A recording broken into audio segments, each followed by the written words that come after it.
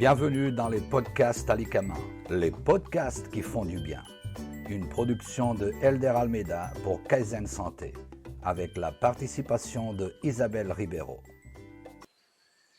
Le cresson dont nous allons parler ici est le cresson officinal, encore appelé cresson de fontaine. C'est une plante potagère de la famille des crucifères, tels le chou, le brocoli, la mâche, le navet et le radis. Il ne faut pas le confondre avec le cresson de terre, Barbaria verna, ou le cresson alénois, deux espèces poussant dans des lieux secs.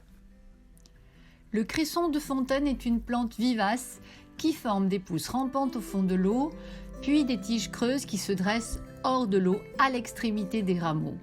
Le cresson se cultive traditionnellement en fosse remplie d'eau non stagnante, appelée cressonnière, terme attesté depuis 1286. Le mot cresson est apparu dans la langue française en 1130. Il vient du francique cresso, qui signifie rampant. Cette plante est connue depuis la plus haute antiquité. À cette époque, on lui attribuait alors des vertus magiques car elle entrait dans la préparation de filtres d'amour. Xénophon raconte également que les jeunes Perses allaient à la chasse en se contentant d'eau et de pain assaisonnés de cresson.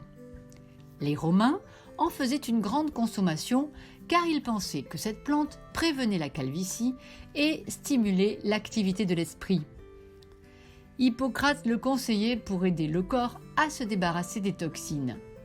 Le chirurgien Récamier, au XIXe, guérit divers cas de tuberculose en faisant suivre aux malades un régime strict, à savoir 2 bottes de cresson par jour. Nous allons voir que la médecine chinoise, bien avant les recherches modernes, résume une grande partie de ses vertus thérapeutiques. Que nous dit la médecine chinoise? Le cresson se dit en chinois Shiyankai. Il est de saveur douce et de nature fraîche. Il ne contient pas de toxiques. La saveur douce, humecte, reconstitue, harmonise et relâche. La nature fraîche permet de diminuer la chaleur et de disperser le feu. Les méridiens et organes destinataires sont le poumon et la rate. La nature fraîche du cresson permet d'éliminer la chaleur et d'humecter le poumon. Il est dit que le yin du poumon nourrit le yin des reins. Nous savons aussi qu'un lien de contrôle se fait entre l'intestin grêle qui gère l'élimination des liquides et le logiciel poumon. C'est pour cette raison que le cresson est considéré en médecine traditionnelle chinoise comme un diurétique. N'oublions pas que dans le cycle des 5 éléments, le poumon est la mère des reins. En tonifiant le yin du poumon, on aide celui-ci à nourrir le yin des reins, élément de base dans le fonctionnement énergétique de l'organisme. On l'utilise en cas de chaleur dans l'estomac, de dysphagie pouvant entraîner une sensation de bouche sèche ou de soif due à la sécheresse. Comme son lieu d'action est principalement le poumon, c'est un excellent légume à prendre en cas de toux lié à la chaleur ou à la sécheresse des poumons. Nous savons que le poumon et la peau font partie d'un même logiciel organe en médecine chinoise. Le cresson est excellent pour lubrifier et détoxifier la peau. Il est très recommandé en cas de tuberculose, épuisement du yin des reins et du poumon, mais aussi dans certains rhumatismes. En dehors de la médecine traditionnelle chinoise, dans les textes moyenâgeux, Macer Floridus, qui l'appelle nasturtium, indique qu'à l'état frais, cette plante s'applique en cataplasme sur l'anthrax et le furoncle et que son suc est incomparable pour calmer les maux de dents et ralentir la chute des cheveux. Il le définit aussi comme un efficace antalgique contre les douleurs de la rate et de la poitrine, contre les névralgies telles que la sciatique et comme apaisant des maladies dermatologiques et des démangeaisons du cuir chevelu. À l'école de Salerne, on dit « Prenez jus de cresson, frottez-en vos cheveux, ce remède les rend plus forts et plus nombreux, apaise la douleur des dents et des gencives. Dartres farineuses ou vives s'en vont, quand par son suc, avec miel apprêté, on corrige leur âcreté. » Que nous dit la bromatologie? Le cresson présente un taux record de fer et de calcium ainsi que beaucoup de vitamine C. ce qui en fait un aliment de choix pour prévenir l'anémie et le scorbut. Il contient des quantités intéressantes de magnésium et de zinc. Il améliore les défenses immunitaires, protégeant l'organisme contre les infections, les virus et les bactéries.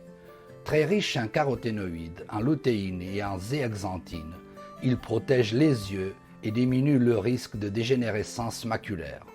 Le cresson possède également des propriétés apéritives, toniques, dépuratives et diurétiques. C'est un draineur de l'estomac et du foie qu'il contribue à désengorger. On le recommande en cas de rétention d'eau, des calculs et des maladies des voies urinaires, d'eczéma, diabète et rétention d'urine. Le cresson est considéré comme le contrepoison de la nicotine. Une consommation régulière de cresson contribue à une meilleure prévention de certains cancers, comme ceux du poumon et des ovaires, ce qui corrobore les dires de la médecine traditionnelle chinoise. Très riche en calcium, il renforce les dents et les os. En médecine chinoise, les reins sont la mère des os et du squelette, et les dents, l'extrémité des os. Il calme aussi le saignement des gencives et absorbe la mauvaise haleine. Le cresson aide le corps à éliminer l'excédent de liquide et détoxifie l'organisme. Il soulage les maladies de la peau, nettoie celle-ci et redonne l'éclat au teint. Riche en vitamine B6, il agit sur les neurotransmetteurs du cerveau comme la sérotonine et la dopamine, responsables de la sensation de bien-être. Il est donc bon pour le moral et améliore l'humeur. Le cresson peut être consommé frais, dans une salade avec de l'huile d'olive et du citron par exemple, ou en décoction. Bien qu'il puisse être produit toute l'année, on le trouve sur les étals surtout au printemps. Il est présenté sous forme de bottes, liant entre elles des tiges sans fleurs ni racines. Attention, il est fortement déconseillé de manger du cresson sauvage. Celui-ci pouvant abriter la douve du foie, dangereux ver parasite à l'origine d'une grave maladie du foie, la dystomatose. Le cresson cultivé que l'on trouve sur les étals de marché ou en rayon légumes, trop rarement, malheureusement, est exempt de parasites. Une fois acheté, le cresson se conserve au maximum 2 à 3 jours au réfrigérateur en laissant tremper ses tiges dans un vase en renouvelant l'eau régulièrement. Il convient donc de bien le laver et de l'égoutter avant la consommation. Le cresson des fontaines, lorsqu'il est haché, peut être utilisé comme le persil ou la ciboulette dans les salades et les soupes. On peut en faire des purées et aussi des veloutés. Les feuilles peuvent être consommées comme celles des épinards. Dans les magasins diététiques, on peut le trouver sous forme de poudre ou d'ampoules buvables. Les huiles essentielles sulfurées de cresson peuvent modifier favorablement les muqueuses du système respiratoire. En médecine traditionnelle chinoise, en cas de dysphagie, sensation de gêne ou blocage ressenti au moment du passage des aliments dans l'œsophage, on peut préparer un potage avec 500 g de cresson et 250 g de côte de porc. En cas de toux avec sécheresse des poumons, on prépare alors un potage avec 500 g de cresson, 50 g de poumons de porc et 18 g d'amandes. Il s'agit là d'un excellent remède de famille connu de tous les Chinois. Il ne faut pas oublier les graines de cresson qui possèdent une très importante richesse nutritionnelle. Ces graines sont donc comestibles. En Inde, on les ajoute à diverses préparations culinaires. En effet, les Indiens leur attribuent plusieurs propriétés médicinales comme un effet diurétique, antidiarrhéique, tonique et aphrodisiaque. Elles seraient aussi efficaces pour combattre le hoquet. Les feuilles fraîches de cresson peuvent être appliquées sur la peau en guise de cataplasme. Il y a toutefois quelques contre-indications. Le cresson est contre-indiqué en médecine chinoise quand on se trouve devant un état de faiblesse, de vide au niveau de la rate et de l'estomac. Cet état peut être à l'origine de douleurs abdominales dont la caractéristique est d'être calmée si on applique du chaud ou sa main au niveau de l'endroit douloureux.